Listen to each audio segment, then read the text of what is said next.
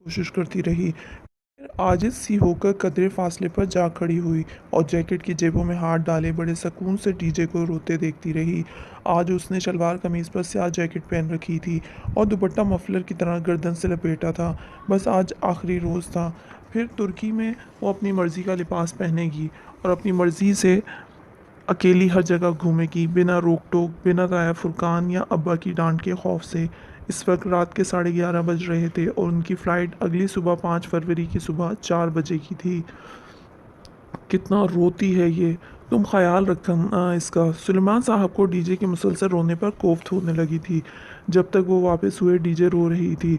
इसके आंसू तब जाकर थमे जब इत्तेहाद एयरलाइन की वो पाकिस्तानी नज़ात ऑफिसर इनके पास आई और बहुत शाइस्तगी से इनको मुखातिब किया। मैडम, आप लोग प्लीज़ अपने डॉक्यूमेंट्स और लैपटॉप्स सूटकेस से निकाल कर हैंड कैरी में रख लें, ताकि अगर आपका सामान गुम भी हो जाए तो कम अज़ कम डॉक्यूमेंट्स महफूज रहें। एवें ही सामान गुम हो जाए? हथेली की पुष्ट से आंसू साफ करके डीजे ने गुस्से से कहा। वो सारा रोना भूल गई थी। हमने हैंड कैरी में इतना बोझ नहीं उठाना। मैम, यही बेहतर है, क्योंकि बाज़ औक़ात सामान गुम भी हो जाया करते हैं। कहीं ये ना हो कि बादशाह आप किसी मसले से दो चार हों। वो इस तुर्क एयरलाइन में काम करने वाली एक पाकिस्तानी लड़की थी और इनकी पहली दफ़ा बैनुल-अक़वामी फ़्लाइट लेने के पेश नज़र कह रही थी, और हया मान भी जाती, मगर डीजे अड़ गई। हरगिज़ नहीं, हमने इतना भारी हैंड कैरी नहीं उठाना। प्लेन में आपको नहीं उठाना पड़ेगा। ऑफिसर की शाइस्तगी बरहमी में बदलने लगी। प्लेन में जाने तक तो उठाना ही पड़ेगा। फिर तो तुर्की में आप पर अल्लाह ही रहम करे। वो पैर पटकती चली गई तो डीजे ने अपनी मुहतरमा आंखों से और फातिहाना मुस्कुराहट के साथ हया को देखा और उंगली से ऐनक पीछे की। इंसान को कोई चीज़ नहीं हरा सकती जब तक वो खुद हार ना मान ले। हया बेख्तियार हंसती, इसे डीजे अच्छी लगी थी। फ़्लाइट में इन दोनों को नशिस्तें एक ही कतार में मिलीं। दरमियानी रास्ते के दाएं तरफ जुड़ी 3 नशिस्तों में से खिड़की के साथ वाली हया को मिली और रास्ते वाली नशिस्त डीजे को। दरमियानी नशिस्त खाली थी। क्या ही मज़ा आ जाए हया, अगर इस सीट पर कोई हैंडसम और चार्मिंग सा लड़का आकर। डीजे के अल्फाज अधूरे ही रह गए। एक भारी भरकम से पाकिस्तानी साहब जो अपने टू पीस में बेहद पसे-पसे से लग रहे थे, इत्मीनान से चलते हुए आए और धप से इन दोनों के दरमियान बैठ गए। हया ज़रा गैर आरामदेह महसूस करके मज़ीद खिड़की की तरफ खिसक गई और खतीजा मुखालिफ सिमत। मुझे उस्मान शब्बीर कहते हैं, शेख उस्मान शब्बीर। अपनी भारी आवाज़ में वो खुशदिली से बोले। नाइस। हया बज़ाहिर अपने छोटे से गोल्डन क्लच को खोलकर कुछ तलाश करने लगी। ये वही क्लच था जो दावर भाई की मेहंदी पर इसने गोल्डन लहंगे के साथ लिया था। गुड। डीजे ने मैगज़ीन उठाकर चेहरे के सामने फैला लिया। मैं तुर्की से आया हूँ। दरअसल मैं वहीं रिहाइश पज़ीर हूँ। मेरी बीवी और बेटा भी वहीं रहते हैं। हया मज़ीद अपने पर्स पर झुक गई और डीजे ने मैगज़ीन चेहरे के इतना करीब कर लिया कि इसकी नाक सफ़ात को छूने लगी। मगर वो मेरा बेटा नहीं है। जानती हो किसका बेटा है? मज़ीद नज़रअंदाज करना बेकार था। हया ने रुख उस्मान शब्बीर की जानिब मोड़ा और डीजे ने बेज़ारी से मैगज़ीन नीचे कर लिया। आप बताएं किसका बेटा है वो? उस्मान शब्बीर को शायद सदियों से किसी सामने की तलाश थी। वो अपनी दास्तान हयात फ़ौरन ही शुरू कर बैठे। डीजे मुसलसल जमाइयाँ रोक रही थी और हया शदीद मतली महसूस कर रही थी। वो कल सुबह की जागी हुई थी और अब इस सुबह के 4:30 बज रहे थे। ऊपर से जहाज़ का सफ़र इसने डीजे के सामने ज़ाहिर नहीं किया था कि वो पहली बार जहाज़ में बैठ रही है। आखिर डीजे क्या सोचती कि कैसी लड़की है, कभी हवाई सफ़र ही नहीं किया। अब क्या बताती कि कभी कोई ऐसी सूरत ही नहीं बन सकी। इस सब पर मुस्तज़ादान साहब की अलमनाक दास्तान, जो मुख्तसरन कुछ ऐसी थी कि वो और उनकी बेगम अरसा 30 साल से तुर्की में रिहाइश पज़ीर थे। चूँकि औलाद नहीं थी, इसलिए उन्होंने उस्मान साहब के एक कज़न का बेटा गोद लिया था। वो बेटा बेजा लाड प्यार से खासा बिगड़ चुका था।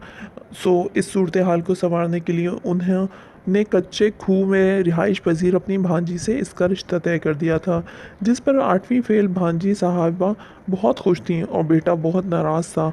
और इससे पेशतर कि वो अपनी पाकिस्तान आमद की वजह बयान करते मेन्यू कार्ड आ गए। वो दोनों फिर से ताज़ा दम हो गई। मेन्यू पे कुछ नाम जाने पहचाने और कुछ उर्दू से मिलते जुलते थे। जैरा आलू सब्ज़ कटलस, पनीर जलफरेज़ी, सादा पराठा, तीखी बिरयानी, स्मैक वगैरह। हया ने डीजे की तरफ सवालिया नज़रों से देखा। दरमियान में मौजूद भारी भरकम वजूद के बायस वो आगे होकर बैठी थी। कुछ समझ में नहीं आ रहा था कि क्या मंगवाएं। टर्किश फूड बहुत ज़बरदस्त होता है और तुर्क लोग खाने के बहुत शौकीन होते हैं। मैं बताता हूँ क्या मंगवाओ। दोनों ने एक दूसरे को देखा और फिर मुतज़ब्ज़ब सी हया ने हथियार डाल दिए। बहुत बेहतर, बताइए। वो गहरी सांस लेकर पीछे होकर बैठ गई। पहले तो सयादियात स्मैक मंगवाते हैं। ये रवायती तुर्क चावल हैं, सफ़ेद फ्रेश मछली, फ्राइड प्याज और काजू के साथ, मशरूम एंड चीज़ ऑमलेट, जीरा आलूद। वो बहुत एतमाद से लिखवाते ऑर्डर लिखवाते गए, मगर जब खाना आया तो हया का दिल ख़राब होने लगा। खाने की खुशबू सूंघ कर ही इसका जी मतलाने लगा था। उस्मान शबीर बड़े बड़े लुक़्मे लेते मज़े से खा रहे थे। डीजे माँ मुश्किल एक चमचा लेकर ही दोहरी हुई। हया भी बदमज़ा हो गई थी। इतना फीका खाना इसने आज तक नहीं खाया था। बमुश्किल चक्कर उन्होंने बर्तन परे कर दिए। उस्मान शबीर अभी तक पूरी दिलजमी से खा रहे थे। अजीब सी खुशबुएं इसकी नथनों में घुस रही थी। अगर यही तुर्क फूड था तो इसे लगा तुर्की में 5 माह वो भूखी रहेगी। ऐसा जी तो इसका डाइवो बस में भी नहीं मतलाता था जैसे इधर हो रहा था। वो चेहरे पर दुपट्टा रख कर सो गई। इस्लामाबाद से पूरे 2.5 घंटे बाद इन्हें अबू ज़हबी एयरपोर्ट पर उतरना था। वहाँ कुछ देर का क़याम था और फिर इस्तांबुल। अबू ज़हबी उतरने से कबल खिड़की के पार ज़मीन का गोलाई में कटाव दिखाई देने लगा था। ज़मीन का वो कुर्रा इतना हसीन था कि इसकी सारी बेजारी और नींद भाग गई। वो महव सी यकटिक वो मंज़र देखे गई। अबू ज़हबी एयरपोर्ट पर उन्होंने टर्मिनल 3 पर लैंड किया था। इस्तांबुल की फ़्लाइट उन्होंने टर्मिनल 1 से पकड़नी थी, मगर पहले घर फ़ोन करना था। वो दोनों आगे पीछे तेज़ तेज़ चलती कॉलिंग कार्ड ख़रीदने गईं। 5 यूरोज़ का इत्तिसालात का कार्ड ख़रीदा और फ़ोन बूथ की तरफ भागी। कतार में फ़ोन बूथ लगे थे। हया ने एक एक करके पहले तीनों पर कार्ड लगाने की कोशिश की, मगर कार्ड था कि डलने का नाम ही नहीं ले रहा था। इस एयरपोर्ट पर फ़ोन बूथ इस्तेमाल करने का पहला तजर्बा था। कुछ समझ में नहीं आ रहा था कि क्या करे। हया, इस बंदे को देखो, जैसे ये कार्ड डाल रहा है वैसे ही डालो।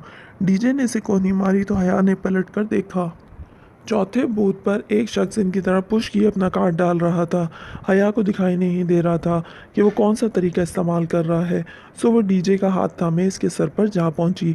वो रिसीवर कान से लगाए नंबर मिला रहा था। प्लीज़ हमें ये कार्ड डाल दें, मैं इसे डाल नहीं पा रही। हया ने कार्ड इसकी तरफ बढ़ाया। वो चौंक कर पलटा।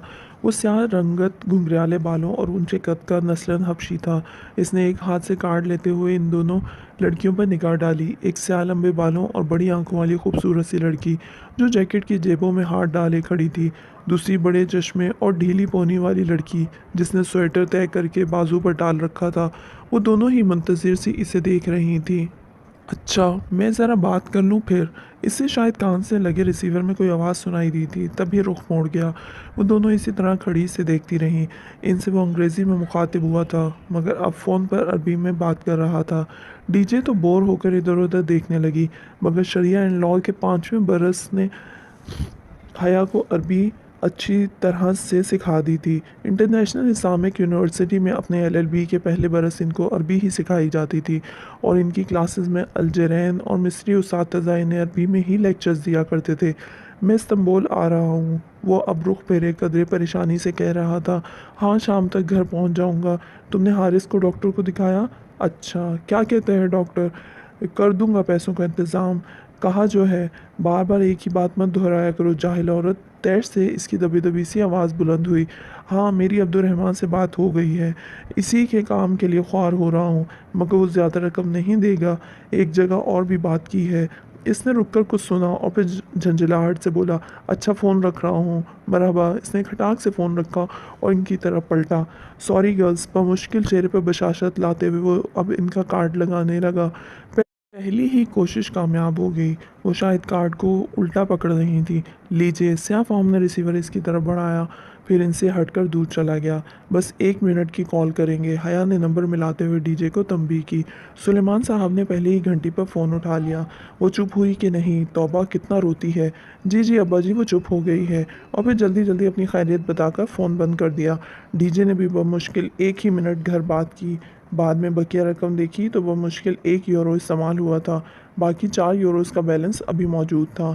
دونوں اپنی عجلت اور کنجوسی پر خوب پچھتائیں کہ اب ابو ظہبی سے نکل کر تو یہ کارڈ کسی کام کا نہیں تھا۔ حیا نے اپنے گولڈن پاؤچ میں ڈال لیا۔ اب انہیں اپنا سامان لینا تھا۔ وہاں بہت سے ٹائرز چل رہے تھے۔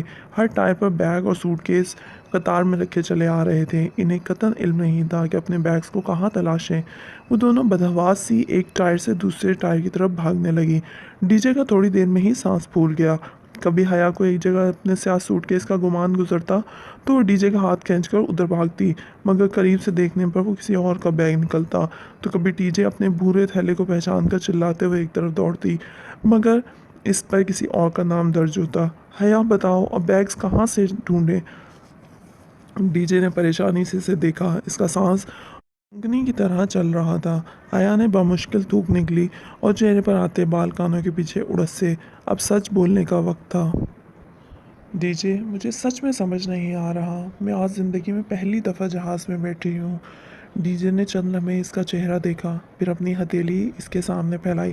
ہاتھ مارو، میں بھی آج پہلی دفعہ جہاز میں بیٹھی ہوں۔ حیا نے زور سے اس کے ہاتھ پہ ہاتھ مارا اور دونوں ہنس پڑی۔ کافی دیر بعد ان کو ٹائرز کی لسٹ نظر آئی جس پر ہر فلائٹ کے مخصوص ٹائر کا نمبر درج تھا۔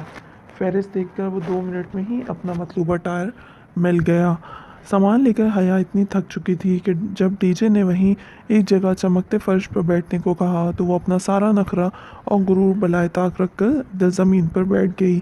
اپنے بیگز کے ساتھ وہ دونوں اب مزے سے فرش پر بیٹھی ہر آتے جاتے کو دیکھ رہی تھی اور ارد گرد مہذب نفیس لوگ حیرت سے ان کو دیکھتے ہوئے گزر رہے تھے۔ ٹرمینل 1 سے جو پرواز ان کو ملی، اس میں عثمان شبیر ساتھ ہی تھے۔ اپنی داستان حیات فراموش کر کے وہ اب ان کی طرف متوجہ ہوئے اور ان کا انٹرویو کرنے لگے۔ کون ہو؟ کہاں سے آئی ہو؟ کیوں آئی ہو؟ ترکی میں کدھر جانا ہے؟ کیوں جانا ہے؟ سبانچی یونیورسٹی، انہوں نے اتنی بلند آواز میں دہرایا کہ اگلی نشست پر بیٹھی ترک خاتون نے گردن قدرے موڑ کر اونچے ہو کر ان کو دیکھا۔ سبانچی؟ اس سے آگے خاتون نے قدرے ستائش سے چند الفاظ ترک میں کہے جو حیا کو سمجھ میں نہ آئے۔ جواباً عثمان شبیر نے اپنی بھاری بھرکم آواز میں کچھ کہا تو وہ خاتون قدرے گڑبڑا کر واپس رخ پھیر گئیں۔ آپ نے ان کو کیا کہا ہے؟ حیا نے کڑی نگاہوں سے ان کو گھورا۔ کچھ نہیں، تم بتاؤ۔ یہ پاکستان میں والدین اتنے آزاد خیال کب سے ہو گئے کہ جوان بچیوں کو اکیلے ترکی بھیجیں؟ اکیلے نہیں ہیں ہم، پورا گروپ ہے۔ ہم 2 اسٹوڈنٹس ہیں اور باقی فیکلٹی ممبران ہیں جو 2 روز قبل روانہ ہو چکے ہیں، مگر انہوں نے تو جیسے سنا ہی نہیں۔ خیر اب اکیلی جا رہی ہو تو خیال رکھنا کہ… اور پھر ان کا آواز شروع ہو گیا۔ نماز پڑھا کرو، قرآن پڑھا کرو، پردہ کیا کرو، سچ بولا کرو، اللہ سے ڈرو۔ غرض ہر وہ بات جو اپنے بیٹے کی طبیعت کے وقت انہیں بھول گئی تھی اب اچانک یاد آ گئی۔ حیا نے قدرے جھنجھلا کر رخ پھیر لیا۔ دوپہر 2 بجے کھڑکی کے اس پار نیچے، بہت نیچے، وہ پرفسوں منظر پھیلنے لگا۔ مرمرہ کا سمندر، اوپر بادل اور برف، یوں جیسے نیلی چادر پر سفید روئی کے گالے تیر رہے ہوں۔ وہ اس منظر کے سحر میں کھوتی چلی گئی۔ جہان سکندر کا ترکی اس کے قدموں تلے تھا۔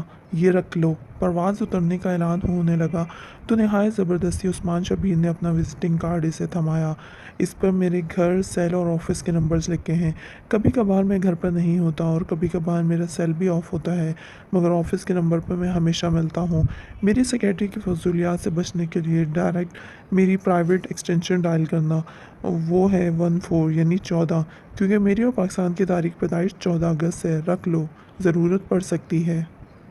عثمان شبیر سے بمشکل جان چھوٹ رہی تھی۔ ان کو کبھی کال کرنا یا دوبارہ ملاقات کا تصور ہی حیا کے لیے سہانے روح تھا۔